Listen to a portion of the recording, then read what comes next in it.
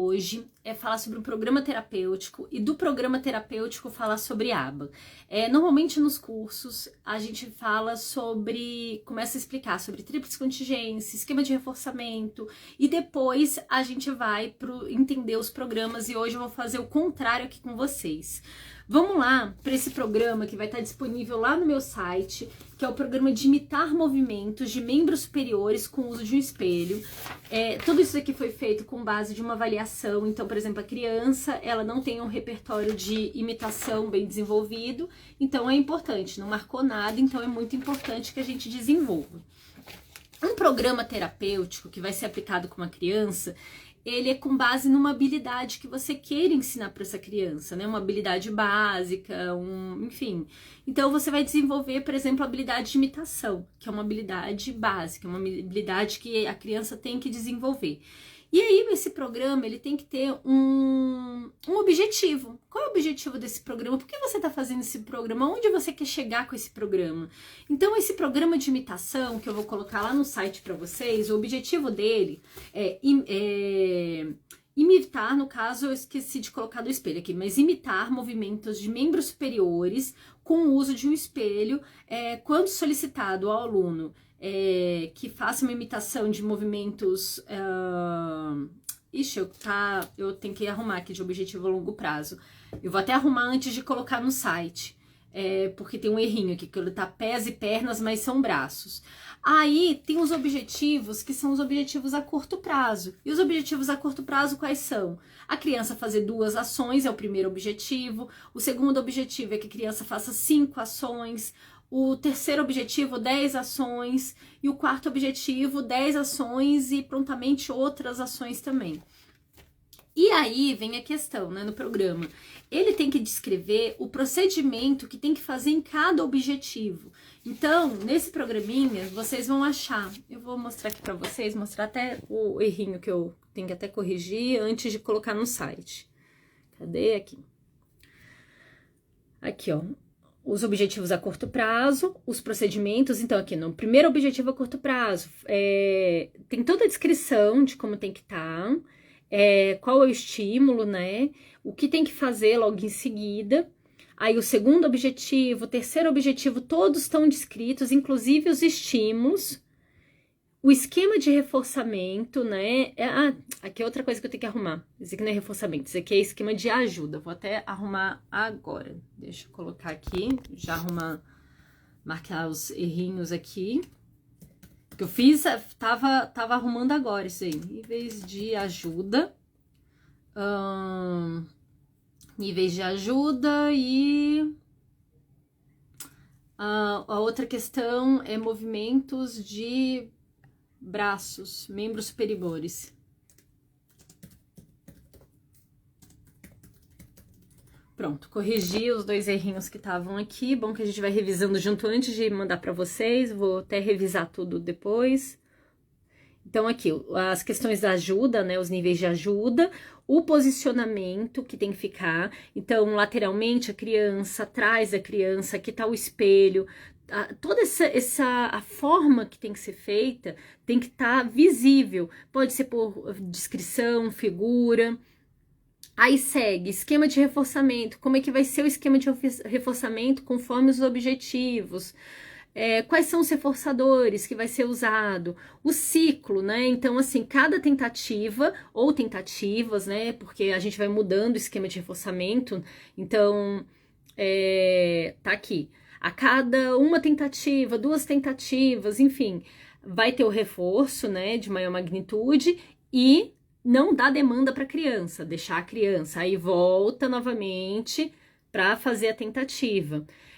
Correção de erros, como tem que ser feitas as correções de erro, vamos lá. E por último, vocês vão encontrar essa folhinha, que é a folhinha de registro. Então tem o objetivo a curto prazo, que vocês vão marcar aqui, a data, o nível, a tentativa, e se foi errado, se foi com ajuda, ou se foi independente, então é só fazer um check aqui no quadradinho, e já tá aqui as 10 tentativas que você vai preencher. Então, assim, eu vou fazer essas correções e disponibilizar. Então, gente, agora que eu apresentei para vocês o programa, vamos lá falar sobre a aba em cima desse programa. Se vocês observaram, quando eu falo sobre o procedimento, eu descrevo o comportamento, tá ali o comportamento-alvo, que é que a criança, por exemplo, no objetivo a curto prazo 1, eu falo assim, bater palma. Bater palma é o comportamento esperado da criança. Colocar as mãos na cabeça é o comportamento esperado através da imitação. Então, a gente está fazendo treino de imitação e é esperado que o comportamento dela, que ela imite rápido. Uma imitação, ela tem que acontecer até uns 2 segundos após que você dê o modelo. Lembrando que algumas crianças, elas têm um atraso no processamento. Então, assim, a gente tem que ter essa noção, que talvez isso daí seja uma característica dela. Ela imita, mas ela imita de forma um pouco mais lenta. Só deixar uma coisa, gente, perguntas, usem a caixinha de perguntas, porque eu vou seguir com um tema hoje. Quando eu faço uma live que é temática, assim, eu sigo com esse tema e depois eu vou para as dúvidas, ok? Então, usem a caixinha para as perguntas não se perder. Então, o estímulo-alvo, o comportamento-alvo é que a criança imite o movimento exato que você deu aqui, de bater palmas e de colocar as mãos na cabeça conforme tá o programa. Ó, Cacá! Oi, Cacá! Tudo bem? Então, você colocou esses programas como alvo para criança, você vai pensar agora no que vem antes o que vem antes desse comportamento, né, que é o de imitar. Então, a gente estava olhando o comportamento de imitar. O que vem antes desse comportamento de imitar? Então, eu descrevi aqui. Você vai estar ali com os reforçadores da criança, se for tangível, reforçador, então se for um alimento, se for um brinquedo, ou já está preparado ali para o reforço, né? Deverá estar com a folhinha de registro. Então, assim, você vai estar ali com a folhinha de registro, perto de você, com a canetinha, deixa eu pegar aqui a folhinha de registro. Você vai estar ali com a sua folhinha de registro, pertinho de você para conseguir fazer. Ficar atento se está no foco atencional da criança. E aí vem o antecedente do comportamento. Faça isso. Então, para a criança, o que vale é o comando faça isso, mostrar o modelo que você vai fazer. Então, você vai fazer o modelo, dar um modelo para a criança. E a criança vai fazer igual. Pronto, então a gente já entendeu o que é o comportamento, que é o comportamento-alvo, que é a imitação, né, de membros superiores na frente do espelho. Então esse é o comportamento-alvo, é onde a gente quer chegar. Você deu um antecedente, que foi o comando faça isso, e o modelo de imitação, bata a palma, colocar a mão na cabeça. E o que vem depois disso? Aí depois vai depender do comportamento da criança. Se a criança, ela acertou, ela bateu palma, mesmo você dando nível de ajuda, mesmo você indo lá, nossa, Cacá! Ganhei o selo da Cacá! Obrigada, Cacá! Eba! Obrigada! Aí, você fala, faça isso. Cacá, se você quiser entrar aqui na live, que eu tô falando sobre programa, por favor, entre. Eu vou... Ai, cadê?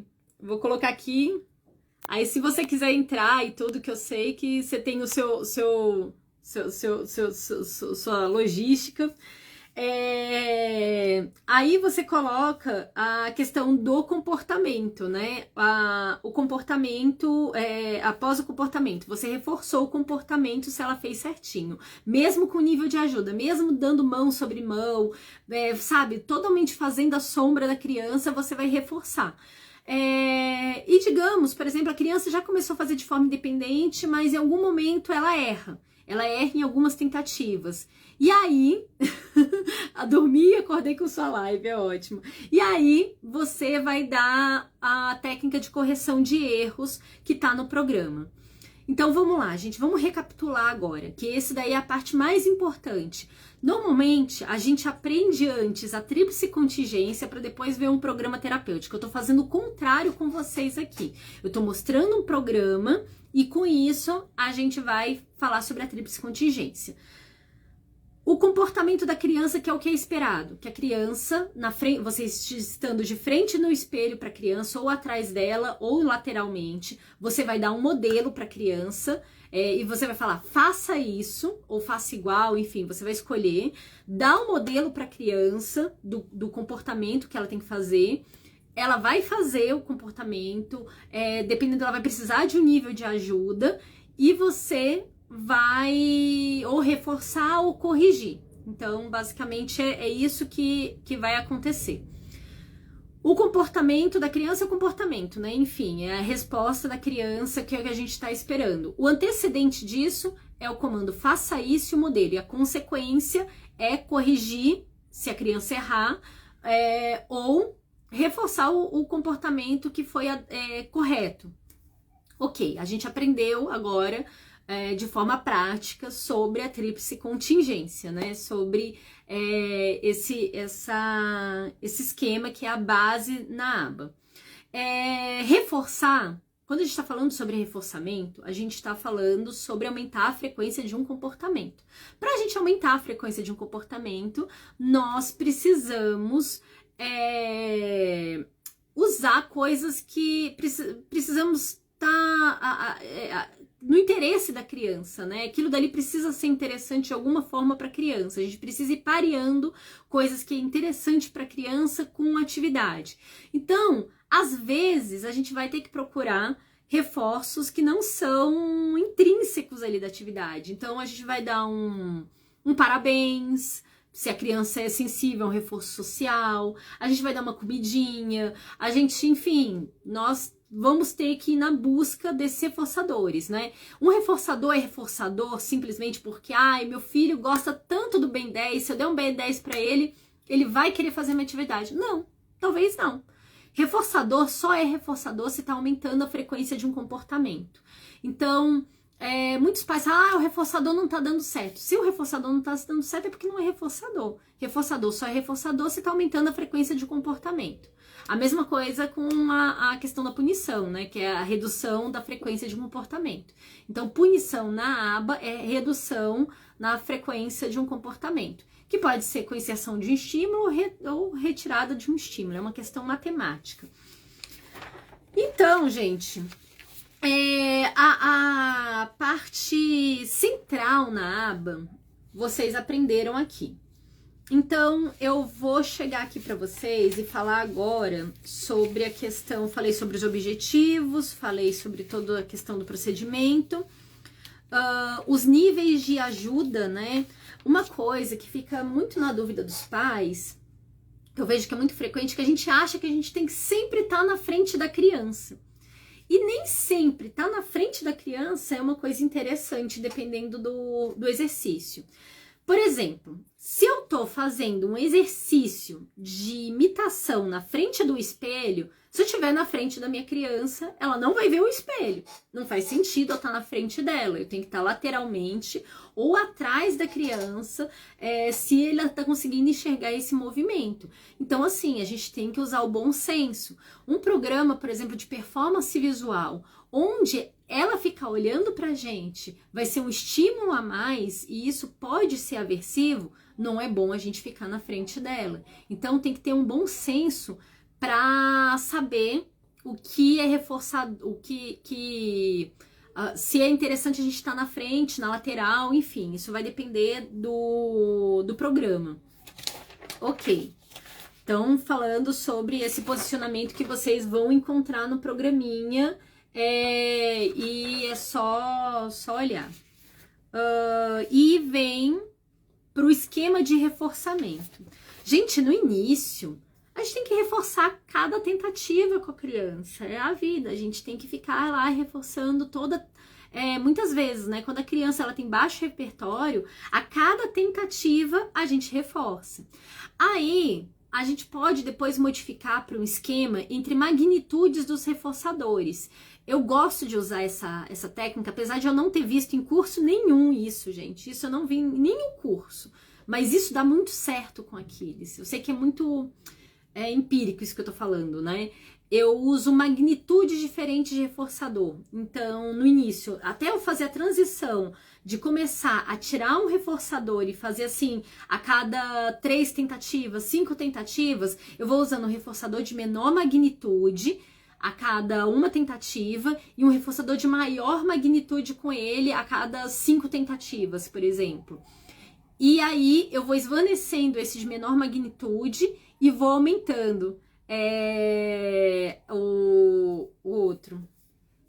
Então, vamos lá.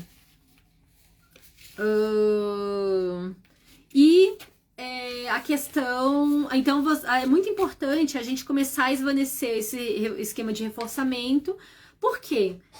A nossa vida, a gente não é reforçado o tempo todo. A gente não lava a louça e alguém fala, parabéns, você lavou a louça. Não. A gente é reforçado de forma intermitente em relação às coisas. A louça está limpa, tem que ser reforçador pra gente.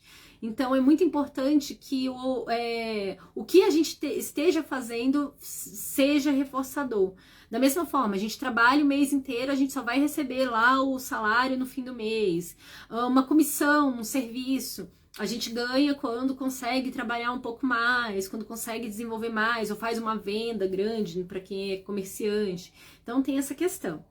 E a técnica de correção de erro. Vocês vão observar, conforme vocês vão fazendo o registro da criança de vocês, conforme vocês vão avançando no programa, principalmente aqui, vocês, a primeiro dia, fez ali bastante ajuda, total. No início, a gente tem que dar o maior nível de ajuda para a criança, se a criança precisa. Tem criança que não precisa, você pode começar do menor nível de ajuda para o maior. Mas para as crianças que precisam de maior nível de ajuda, desde o início, nós temos que estar o tempo todo em cima ali, dando a ajuda necessária. E nós vamos esvanecendo essa ajuda conforme o tempo. Nesse momento que a gente começa a esvanecer a ajuda, começa a aparecer os erros. E acontece mesmo, tá tudo normal. Tá tudo normal, a gente começa a realmente esvanecer e começa a aparecer um errinho ou outro. Só que aí a gente não pode reforçar o erro. O que acontece normalmente na terapia? Que isso é muito comum, gente. Eu vejo terapeutas experientes encrencarem nisso e faz parte, porque na hora, assim, a gente não vê certas coisas acontecendo. Isso daí realmente bem comum. A criança errou. Você chegou e falou assim, faça isso. Faça isso não. Deixa eu ver. Tá, não, vamos lá. Faça isso. Aí, você ainda fica insistindo para a criança não faz, você não dá o nível de ajuda adequado, você vai começar a reforçar o erro dela. Que aí você vai continuar insistindo nesse erro, e aí você vai, quando a criança finalmente faz de forma correta ali, você vai e reforça. Então você vai reforçando toda essa cadeia de erra, até ela acertar. Existem várias técnicas de correção de erro, gente. As técnicas de correção de erro, elas são extremamente importantes e cada técnica vai servir para um programa. Eu vejo que ela é muito negligenciada, a correção de erro. Então, é muito importante a gente ficar atento a isso. Eu gosto muito a técnica dos 4 passos. Mas, gente, a técnica dos 4 passos, ela é ótima para umas coisas e ela é terrível para outras. Eu vou ensinar para vocês aqui. A criança errou. Você chegou para a criança e falou, faça isso. Aí a criança, sei lá, fez isso ou fez isso. Enfim, ela errou. Ela errou e ela já estava acertando, ela já estava tendo um índice de independência. Mas do nada, assim, você foi fazer a primeira tentativa, a segunda, enfim, ela errou. Você vai tirar, né, parar um pouquinho, como é imitação, a gente espera ali uns segundos, deixa ali esparecer, né, porque assim, as pesquisas mostram que em torno de 30 segundos após você ainda tá reforçando, a gente ainda tá envolvido. Então espera ali alguns segundos, aí reapresenta o antecedente com mais ajuda. Então você vai de novo, faça isso. Mas aí você já vai com ajuda. Você já vai dar ajuda para a criança para ela fazer igual dentro desse período que a imitação ela tem que ocorrer. Se eu me lembro, até 5 segundos após. Eu falei 2 segundos, mas se eu me lembro, até 5 segundos após mostrar o modelo. Aí você já faz para a criança. Já dá um nível de ajuda maior para a criança. Aí o próximo passo é apresentar um distrator. Então, fazer alguma coisa que a criança saiba fazer muito bem, que ela faça de forma independente. Então, digamos que colocar o dedo no nariz, ela já faça bonitinho. Aí você, faça isso, bem, aí a criança, bem, legal. Aí você reforça, dá um reforçador mais brando. Como no passo anterior também, você deu um reforçador mais brando quando você deu um maior nível de ajuda. Reapresenta novamente o antecedente do programa com menos ajuda. Então, se você deu ajuda total, você vai dar uma ajuda parcial agora. E aí você, faça isso. Aí você já vai com uma ajuda parcial na criança, com um leve toque para ela fazer, ou no caso, esperando que ela já faça de forma independente, né? Dependendo da ajuda que você deu anteriormente, e reforça o comportamento. Essa daí é a técnica em 4 passos. A que eu mais vejo sendo usada nas clínicas e tudo, para esse caso de imitação e muitas outras, é a de 2 passos. Que é, aconteceu o erro, a criança errou. Errou, você vai reapresentar o antecedente com mais ajuda. Então, você vai esperar um pouquinho, tira o antecedente, deixa ali esparecer a cabecinha, blá, blá, blá. Faça isso.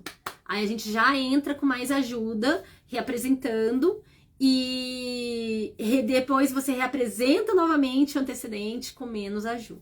Então, a gente faz esse ciclo também.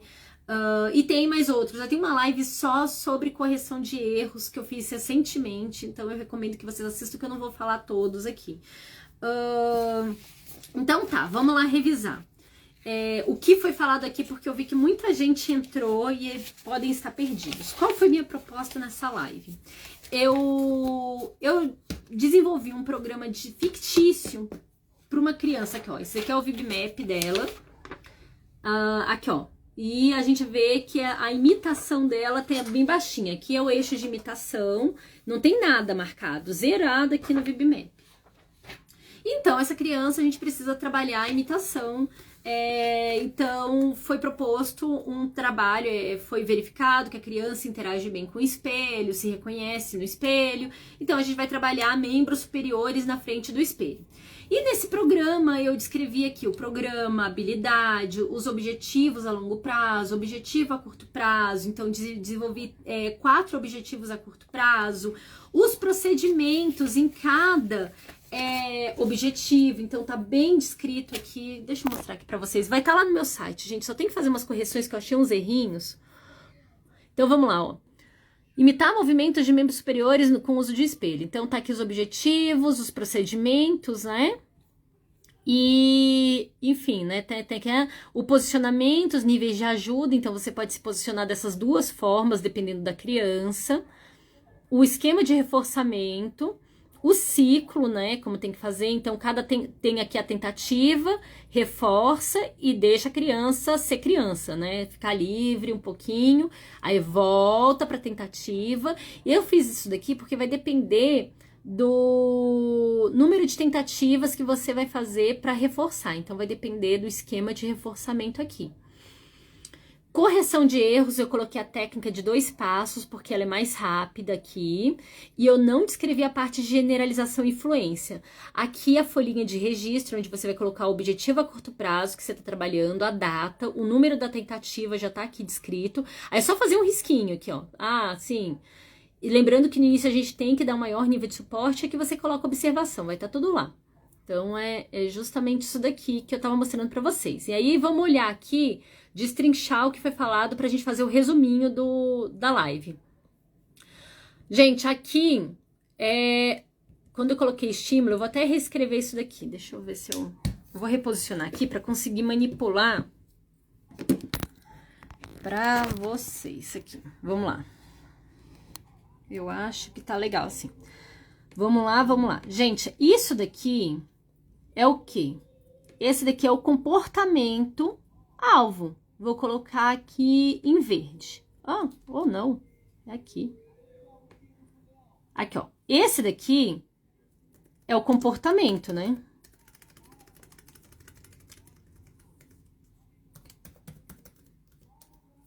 Oh, meu Deus. Vocês viram que eu cato milho, né? Eu digito catando milho aqui. Então, esse daqui é o comportamento-alvo. Bater as palmas e colocar a mão na cabeça. Porque a gente está no primeiro objetivo a curto prazo, que são 2 ações. Então, aqui, ó, pronto. Marcamos aqui, a gente está fazendo aqui 2 ações. Qual é o antecedente? O antecedente é isso aqui. Faça isso e dá o modelo.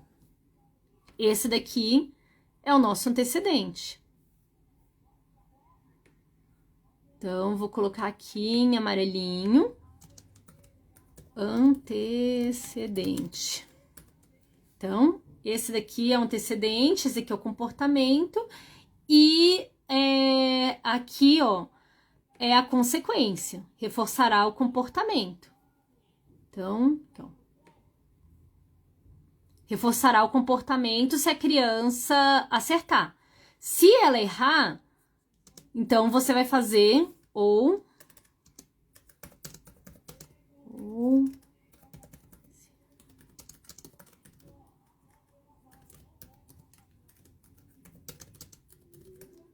de erros.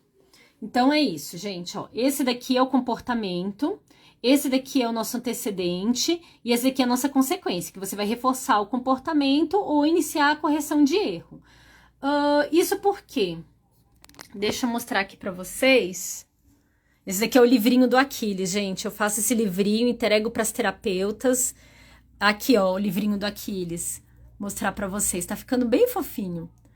Eu explico aqui sobre unidade de ensino, que é isso que eu expliquei para vocês, né? Que a gente tem um antecedente, obter a atenção da criança, a resposta, que a gente reforça, ou se erra, você entra com correção de erro.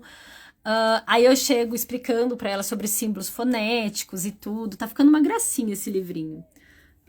Cadê? As técnicas de correção de erro, os programas. E o que eu tava querendo mostrar pra vocês, aqui, né? Ah, tá, não era isso mesmo que eu queria mostrar pra vocês, aqui em cima. Era justamente isso, né? Que, ó, o antecedente foi, faça isso e apresentar o modelo. Então, obtive a atenção da criança, falei o antecedente, faça isso e dei o modelo. A resposta. Se a criança acertou, a gente reforça. Se errou, entra com técnica de correção de erro. Era isso que eu queria mostrar para vocês. E mostrar uma coisa, aproveitando que a gente tá aqui com o programinha do Aquiles, eu tô montando agora esse novo esquema em circuitos pro Aquiles, né? Porque fica muito mais intenso. Então aqui, ó, separar objetos não idênticos, ele já tá num objetivo a curto prazo mais avançado, faz 4 tentativas, e cada tentativa tem um reforçador de menor magnitude. Passou as 4 tentativas, vai para um reforçador de maior magnitude aqui. Chegou aqui, faz um novo programa. 3 tentativas com um reforçador de menor magnitude. Reforça com maior magnitude, outro programinha e deixa descansar. É um ciclo, é um circuito que ele passa, onde ele vai fazendo todas essas atividades. Cada um desse é um programa. Então, deixa eu pegar aqui. Então, esse programa, por exemplo, é padrão sequencial seguindo o modelo visual. Então, tá aqui o antecedente, tá aqui a ajuda, tá aqui os próximos OCPs, o número de tentativas, o esquema de reforçamento, reforçar a cada 3 tentativas, a técnica de correção de erros e o posicionamento. Então, assim, eu falo para ela, posicionar de frente para Aquiles, colocar os cubos que serão utilizados na lateral, deixar a sequência na frente, né, o modelo, e aqui a outra forma é colocando ele no colo, colocando aqui os cubinhos na frente e deixando na lateral. Então, e algumas observações, que é importante deixar os cubos desorganizados para ter mais chance de pegar uma cor aleatória. Então, tem toda essa preocupação que a gente tem que descrever aqui. E aqui é o visual, né, que eu estava mostrando aqui para vocês. Esse daqui é o programa B13, mas antes ele passa pelo programa C9. Então, aqui, ó, ele chega no B13, ele vai fazer só 3 tentativas. Como são 2 ciclos, no final ele vai ter feito 6 tentativas, mas não fica aquele negócio maçante de ficar fazendo um programa só. Então, só para mostrar. E por último, que eu montei aqui para ele, são os gráficos, né? Para já facilitar para o terapeuta, que ele já soma aqui, ó, a forma de registro, eu mudei um pouquinho, né, do dele. Tem aqui o primeiro ciclo e o segundo ciclo. Então, ele só precisa marcar aqui com prompt é com ajuda, tá bom, gente? E qualquer coisa, colocar as observações. O E9, eu coloquei esse espaço maior porque tem transcrição, então tem que colocar aqui a transcrição aqui embaixo. E aqui no final, ela soma o número de vezes que fez de forma independente, qual foi o OCP. E aí, no finalzinho do dia, basta chegar aqui e marcar a bolinha aqui, ó. Ah, marquei aqui, fez aqui a bolinha e a gente já vai tendo um gráfico do desempenho, no caso, desempenho do Aquiles.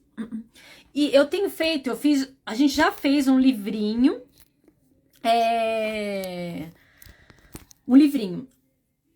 Aqui, Jimenez, ótima pergunta. Vai depender. Vamos lá de novo para a figurinha aqui para mostrar para vocês. Vamos lá.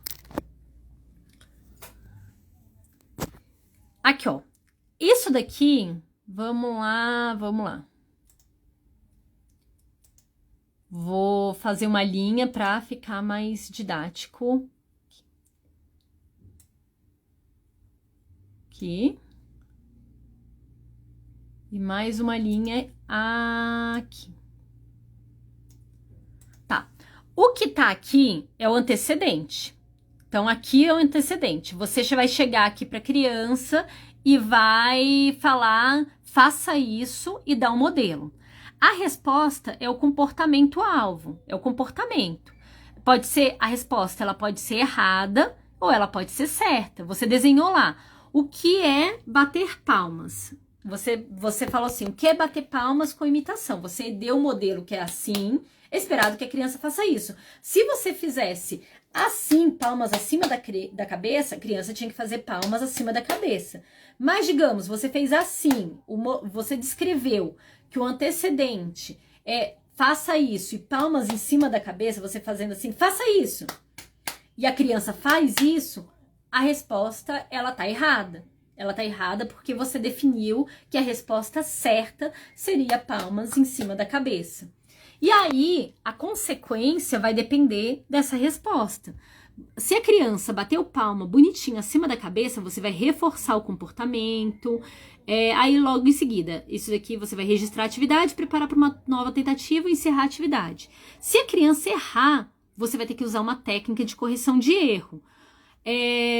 Isso se você não deu um nível de ajuda. Se você deu um nível de ajuda, digamos que aqui, ó, você fez o modelo, você forneceu o modelo para a criança, você falou, faça isso, forneceu o modelo e já inseriu o nível de ajuda necessário para a criança, e aí com isso o comportamento dela foi correto, mesmo dando o nível de ajuda. Você deu um nível de ajuda, batendo palminha, fazendo bonitinho, como você fez, colocar em cima da cabeça. Você pegou ali o bracinho dela, as mãozinhas dela e fez ela bater bonitinha a mãozinha em cima da cabeça. Quer dizer que a resposta tá igual ao que você desenhou, a resposta tá correta, é bater as palmas em cima da cabeça, ok? Então, é isso que a gente tem que compreender bem. Se a criança errar, no início, a gente não pode deixar a criança ficar errando não, tá, gente? Eu tô falando sobre técnica de correção de erro, mas o ideal é, no início, a gente tentar dar o maior nível de suporte possível para que essa criança faça de forma independente. Para que ela aprenda de forma certa, para que ela faça no futuro de forma independente. Então, a gente dá o maior nível de suporte possível no início, para que ela aprenda de forma adequada, para ela fazer de forma independente. Mas conforme você for esvanecendo esse nível de ajuda, porque vai acontecer, você tem que começar a diminuir o nível de ajuda. É muito normal a criança começar a errar. E a gente também vai ficando um pouquinho desatento também. Nós, como terapeutas, principalmente quando a gente está mais no início. Que aí você começa, faça isso.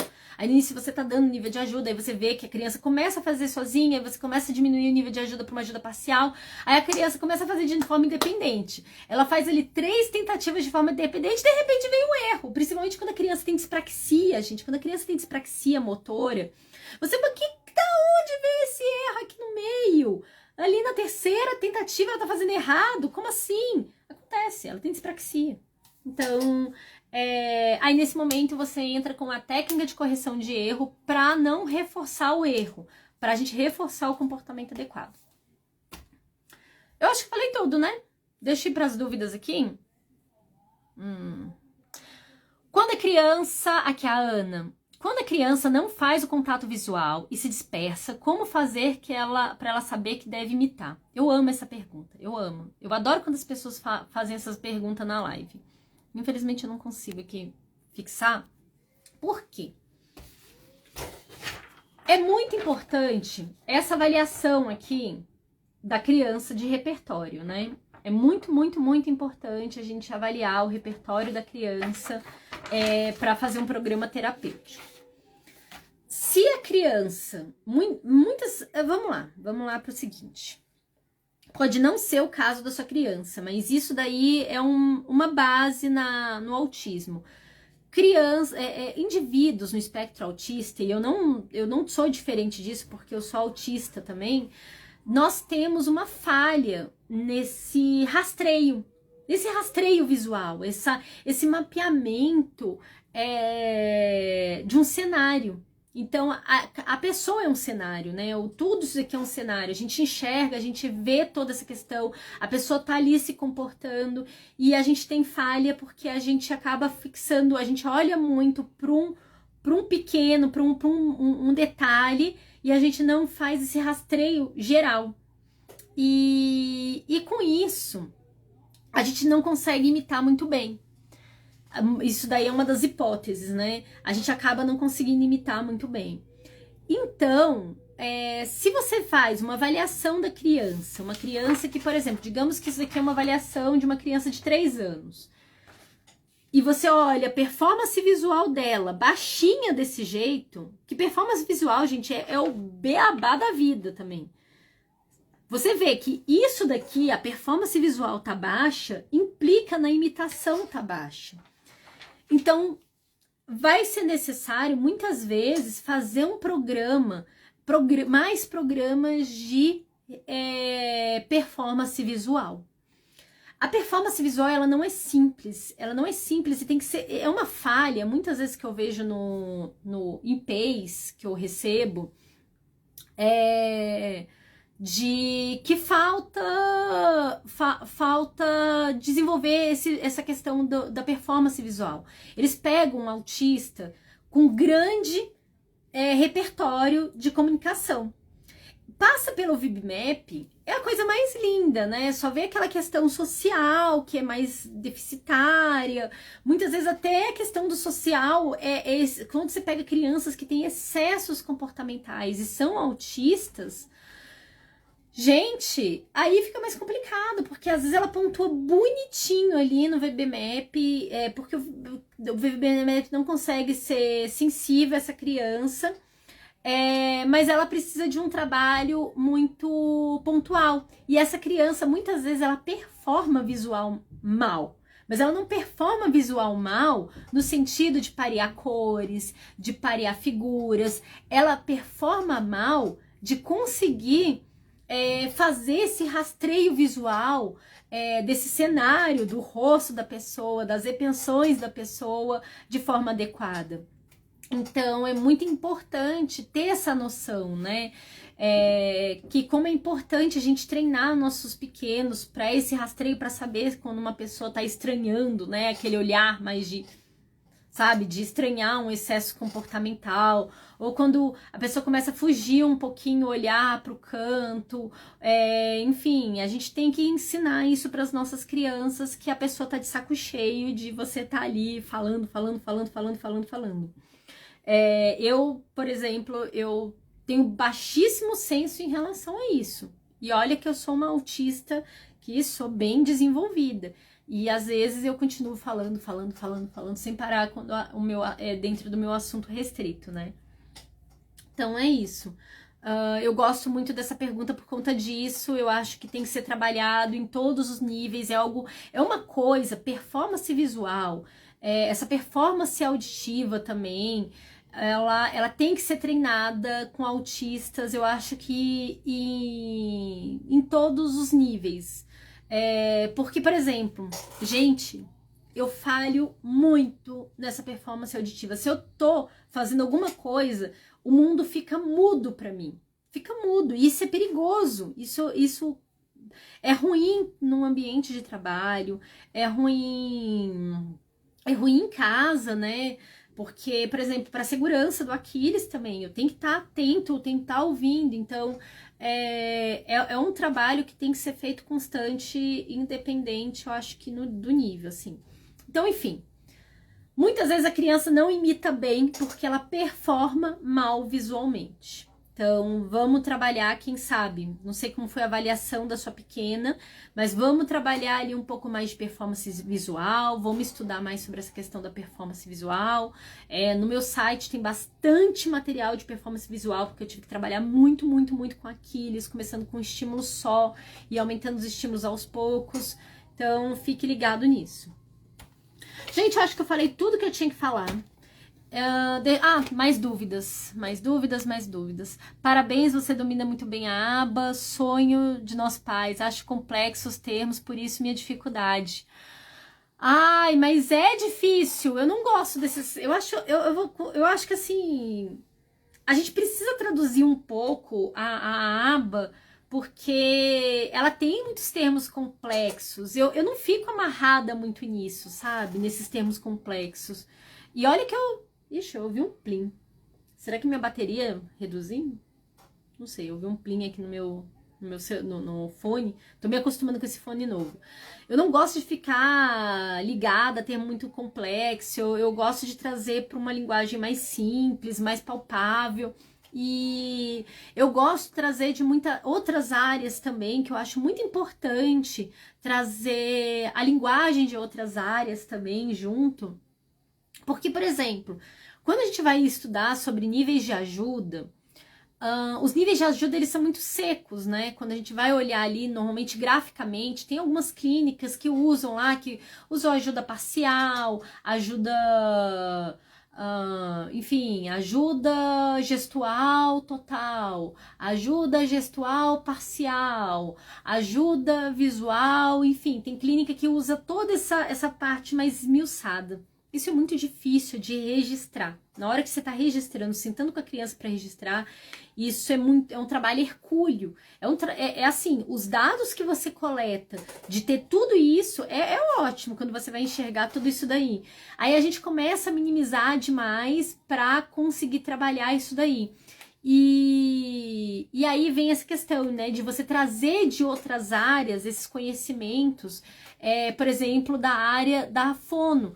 Aqui, ó, no livrinho do Aquiles, que eu vou entregar para terapeuta amanhã, eu coloquei aqui, ó, as pistas de modelação, pistas manuais, isso daqui. E pista é o que as fonos trazem, a gente não vê dessa forma na aba, né? Na aba, normalmente, o que a gente vê? É sistema de dicas. Então, tá aqui. Modelação, dica gestual, dica verbal, dica visual, dica contextual. Então, tem esses esquemas de dica. E aqui eu coloquei uma traduçãozinha, né, do que ela vem ser, parcial, total. E aqui do outro lado, as pistas de apraxia, deixei elas organizadinhas aqui. E o que ela vem ser, se ela é visual, auditiva, segundo na linguagem mais da área de fono, né? Metacognitiva ou tátil. Então, é importante trazer o que essas outras áreas elas têm de informação. Dani, acontece mesmo com todo suporte Aquiles aprender e desaprender? Vamos lá. Essa é outra pergunta muito boa. Rapidinho, vou tomar uma água. A gente sabe das podas neuronais e tudo que elas acontecem, mas eu vou bem ser sincera contigo. Normalmente a criança a gente desaprende as coisas que a gente não tá tendo prática. Se a gente nunca tem prática, a gente não generaliza. se a gente não tá tendo, assim, por exemplo, você ensinou para sua criança a falar oi, o terapeuta ensinou a falar oi na clínica, ou você ensinou a falar oi dentro de casa, que é o que acontece com o Aquiles. O Aquiles, ele fala oi pra mim, oi pro meu esposo, oi pro vovô, só que eu não chego na rua, nem sempre, eu passo ali na portaria, eu cumprimento, mas eu não faço ele cumprimentar, porque a gente tá correndo. Isso é péssimo, eu deveria sempre parar, ele parar e cumprimentar. Oi! Porque é importante que ele aprenda. Chega lá na clínica, ele tem que dar oi para as pessoas da clínica, para secretárias, dar oi para as terapeutas, para que ele generalize esse comportamento de dar oi para as pessoas. Então, não adianta a gente fazer só em casa, ou fazer uma vez por semana, ou fez o programa, alcançou e pronto. E aí vem a outra questão também, que a gente está falando sobre generalização, mas tem a fluência. Porque o que acontece? Muitas vezes a nossa criança não é fluente. O Aquiles, ele tende a perder fluência das coisas. A gente tende a perder a fluência quando a gente não tá treinando. Por exemplo, eu aprendi na faculdade a fazer, sei lá, transformada de Laplace, integrais e blá blá blá. Todas essas questões assim, aprendi todas essas ferramentas na faculdade, matemática. Tem muito tempo que eu não faço. Eu vou saber fazer? Provavelmente sim. Provavelmente sim, eu vou sentar, vou ficar, tô com a cabeça um pouco enferrujada para fazer, mas uma hora sai. O que eu faria antes, sei lá, em 5, 10 minutos, eu vou demorar uma hora fazendo, tentando lembrar e pesquisando, enfim. Então a gente tem que ter isso na nossa cabeça, a generalização e a fluência. Gente, é muito difícil. Se a gente acha que fazer, olha, eu fiz um programa que eu ainda tenho que complementar porque eu vi algumas coisas faltando. Olha o tanto de folha que eu gastei. 1, 2, 3, 4, 5 folhas em um programa terapêutico. Isso aqui é um programa terapêutico. 5 folhas. Sendo que uma é registro. E assim, pô, isso aqui são só 2 dias de registro. A gente precisa de muito mais folhas essa daqui. Legal. Imagina, gente, assim, a gente só tem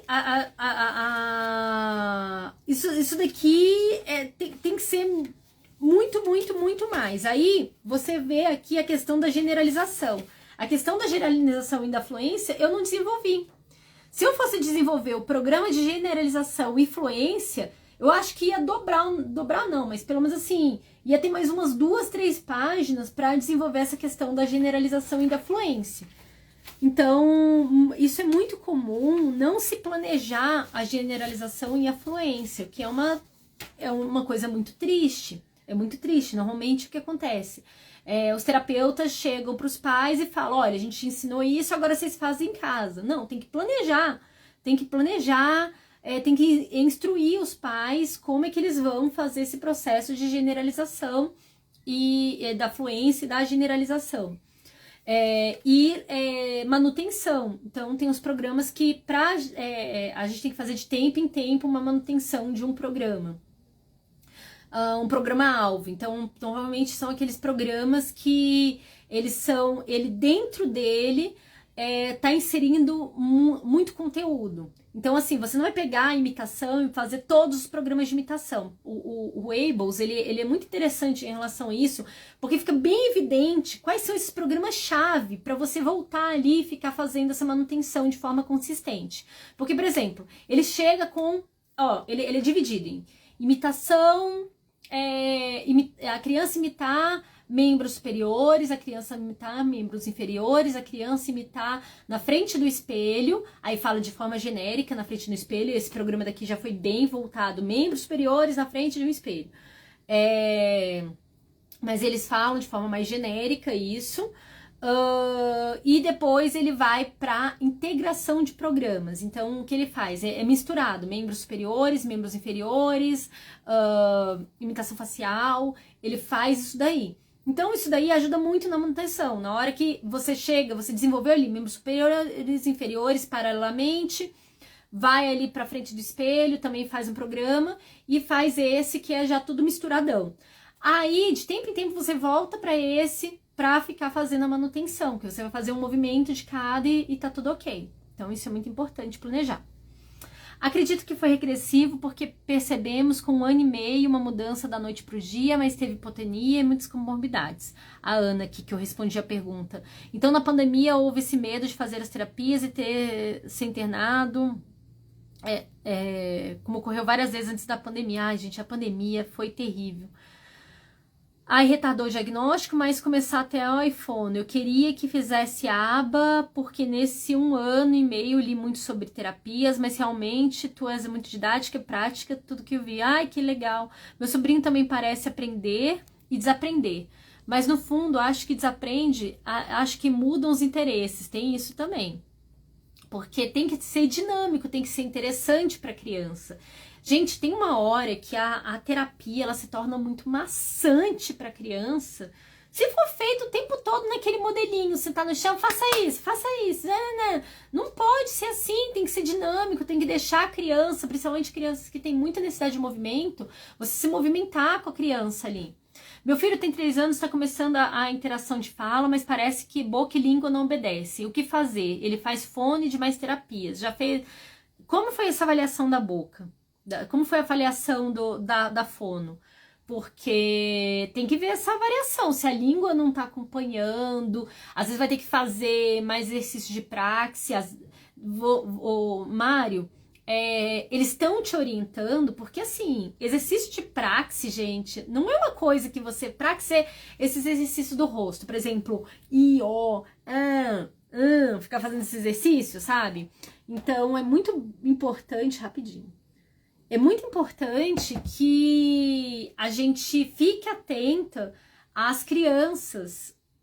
É muito importante que a gente fique atenta com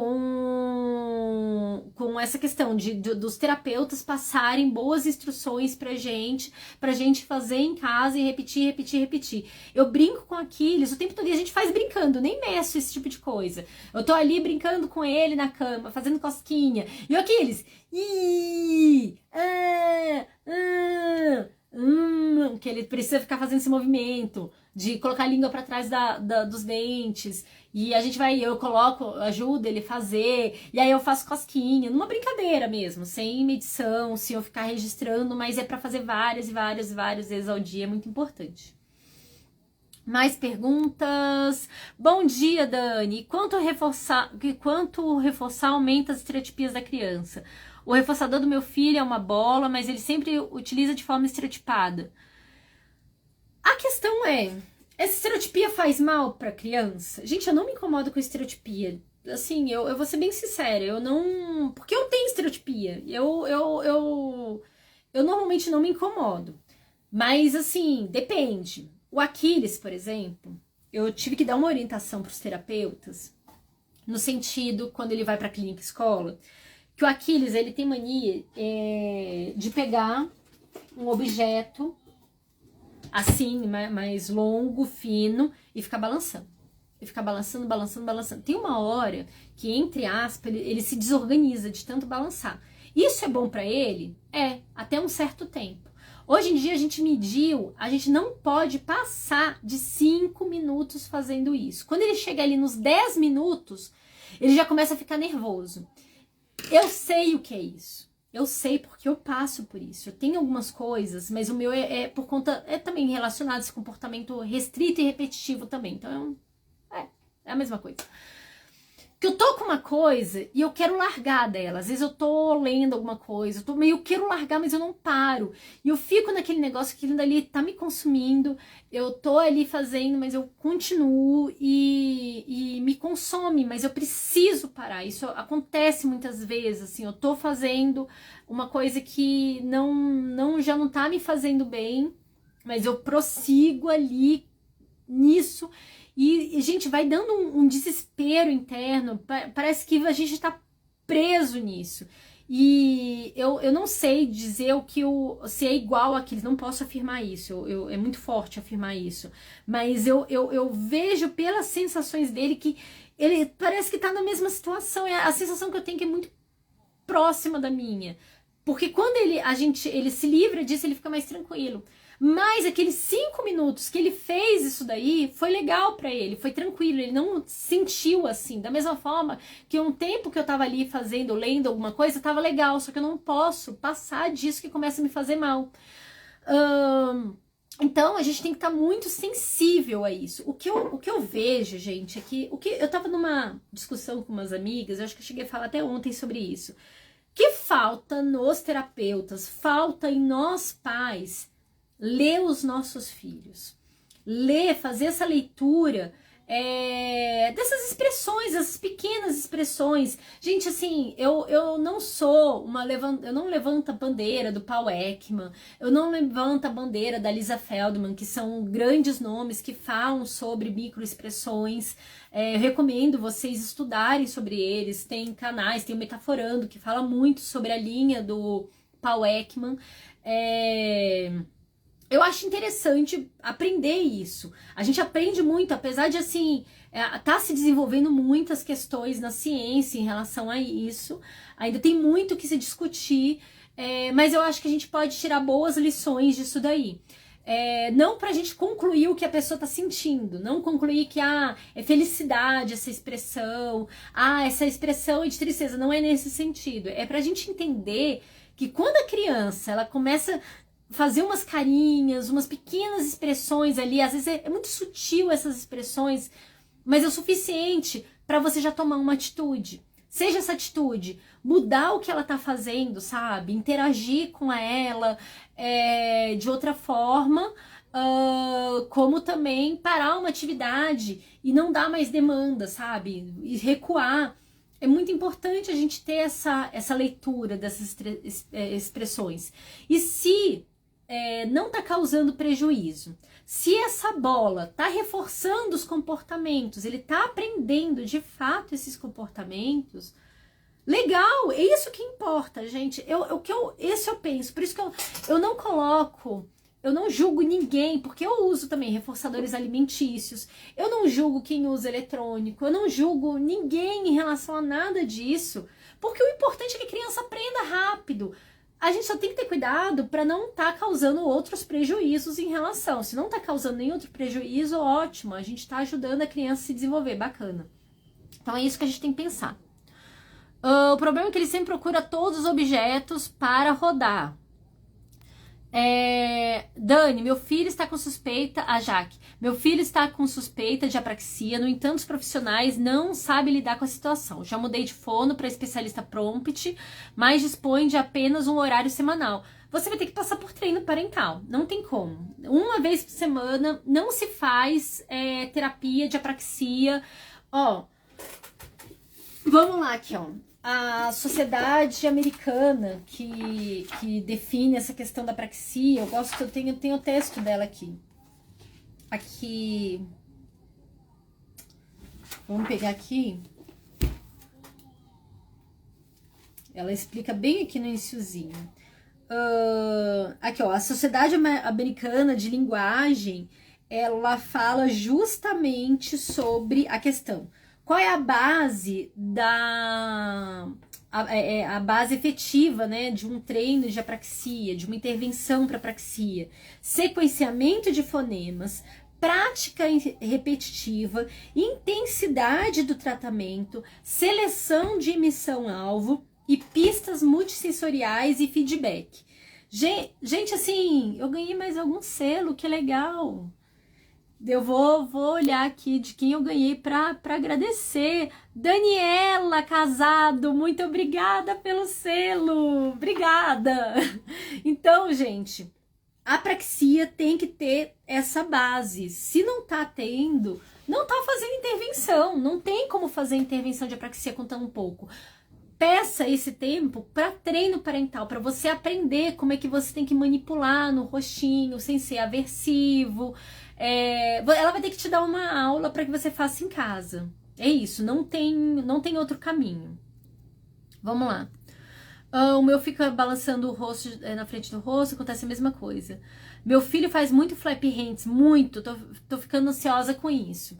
Isso pode ser prejudicial, sim. Isso pode ser muito prejudicial. Esse flap hand pode prejudicar, em excesso, pode prejudicar a articulação. Pode se dar uma função para isso, né? Você pode trabalhar dando uma função, uma outra função, porque ele tem a função do comportamento, mas pode ser inserido. Gente, eu morro de medo de mexer com estereotipia. Tem que ter um analista do comportamento analisando essa estereotipia para conseguir verificar como é que vai trabalhar, se tem que trabalhar a forma de esvanecer, diminuir. E tem que entender por que ele tá fazendo essa estereotipia, tentar entender os motivos, né?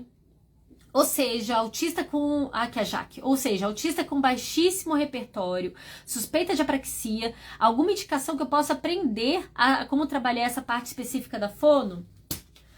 Tem aqui a Fono Tamires, que ela é maravilhosa, ela fez uma live recente sobre isso. Eu vou primeiro indicar as fonos, queridas. Ó, vamos aqui, ó. A Keila, né? A Keila, querida. Keila é minha supervisora linda. Ela entende muito.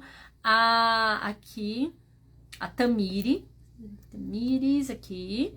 Ela é sensacional, gente. Ela fez uma live recentemente sobre apraxia, eu amei. A Betânia, gente, ela é demais também. A Cíntia.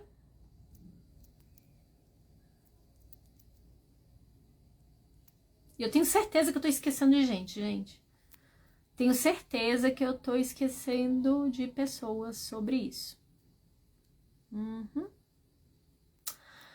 Então, começando aí, siga essas pessoas. Outro, esse livro daqui é caro, custa R$ 500, mas ele é maravilhoso. Como tratar a apraxia de fala da infância. É uma linguagem técnica, é uma linguagem voltada para profissionais, mas assim, gente, eu achei de boa. Eu fui bem desestimulada a comprar esse livro, assim, porque por conta de ser termos mais técnicos. Mas, gente, essa mulher que escreveu esse livro, a Margaret Fish, pensa numa mulher didática, pensa numa pessoa que sabe escrever.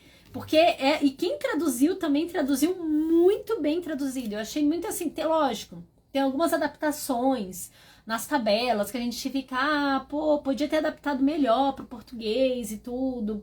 Uma próxima edição poderia fazer essas mas foi difícil. E ele tem um sumário. O sumário não. Ele tem aqui o apêndice que ele faz as adequações. Eu achei tão legal. Cadê? Vamos aqui. O glossário. Aqui. O glossário é maravilhoso. Eu consulto o tempo todo o glossário. Tipo, africada. Quando eu vi essa primeira palavra, africada, eu fiquei, gente, o que é africada? Aí é um fonema que combina uma explosiva e uma fricativa, incluindo sons, blá blá. Então eu fiquei assim, que símbolos são esses? Aí eu fui, procurei, e aí ele vai dando todo o caminho para você entender o que ele tá falando. Tem tudo aqui, é um livro muito completo, muito. Meu livro tá cheio de abinha aqui. Eu não gosto de papel, mas era o que tinha para hoje, né? Eu gosto de digital. Vamos lá. Outra coisa, o Flap Hands, ele fica andando de um lado pro outro, sem função, só com 2 anos e 8 meses. Eu também faço isso, Dri. Aqui, ó, Drica Brand. Eu também fico desse jeito. Brand, perdão. Eu ando de um lado pro outro, pra mim tem uma função tremenda, que eu fico mais calma. E eu faço isso muitas vezes. Eu começo a andar, parece que eu tô andando sem rumo, parece que vai fazer um furo no chão. Mas pra mim é muito importante. Essa daí eu acho que é uma das minhas estereotipias que dificilmente um dia ela vai sumir, porque ela me regula muito e muito rápido. Então ela tem uma função muito importante. Apraxia global. Liri, você tinha que entrar aqui na live, né? Você tinha que entrar na live e dar a sua contribuição, né? Porque você saca de todas essas coisas. Eu tinha falado pro meu esposo que a live ia ser rápida. Eu vou chamar a Lili, se a Lili topar, porque a Lili saca muito disso e a gente discute muito sobre isso. Ontem eu fiz a live com a Samília trouxe contribuições maravilhosas e a Lili, ela é simplesmente incrível. Lili, eu entendo completamente se você não puder. Eu sei como é que é a sua jornada e é super complicada. Então, gente, eu acho que a Lili não vai poder entrar, eu entendo completamente essa questão. É, a Lili, ela trouxe a questão motora. Existe uma incidência muito grande da apraxia de fala com a dispraxia global, né? É engraçado, né, esses termos, que um fala dispraxia, outro é apraxia, e mas, enfim, existe uma correlação muito forte entre a dispraxia motora global e a apraxia de fala. Então, a gente tem que ficar muito atenta a essas questões, porque elas estão correlacionadas. Gente, então, eu vou encerrar a live. Eu vou só dar uma arrumadinha nesse documento aqui. Vocês vão encontrar no site. Para entrar no site, o site é esse daqui. Esse é o site. Para acessar o material, vocês vão ter que fazer um cadastro no site. Se tiverem problema para fazer o cadastro no site, vocês vão me mandar um e-mail para o meu esposo, que é o suporte@daniacf. Então, vocês entrem no meu site, www.daniacf.com. Vou colocar aqui meu site para vocês verem. Provavelmente vai estar na área de materiais, PDF. Eu acho que vai ser lá que vai estar. Vou colocar lá na área de materiais, rapidinho. Eu só tenho que fazer umas correções nele. Então vamos lá, deixa eu. Aqui, ó. Gente, não tô conseguindo enxergar aqui, ó. Vocês vão entrar aqui, ó. é, Fazer o login. Oh, peraí.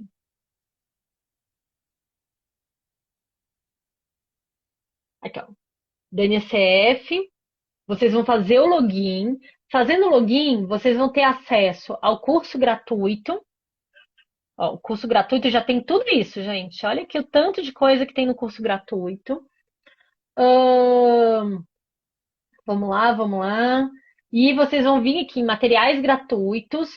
Provavelmente eu vou colocar. Eu acho que eu vou ter que colocar um outro link, mas provavelmente vai estar aqui, tá, gente? Para vocês pegarem esses programas. Então é isso, eu acho que eu falei tudo que eu tinha que falar. Um ótimo feriado para vocês. Eu passei muito do horário aqui, meu esposo vai ficar danado comigo, a live vai ficar salva. E tudo de bom para vocês. Beijão!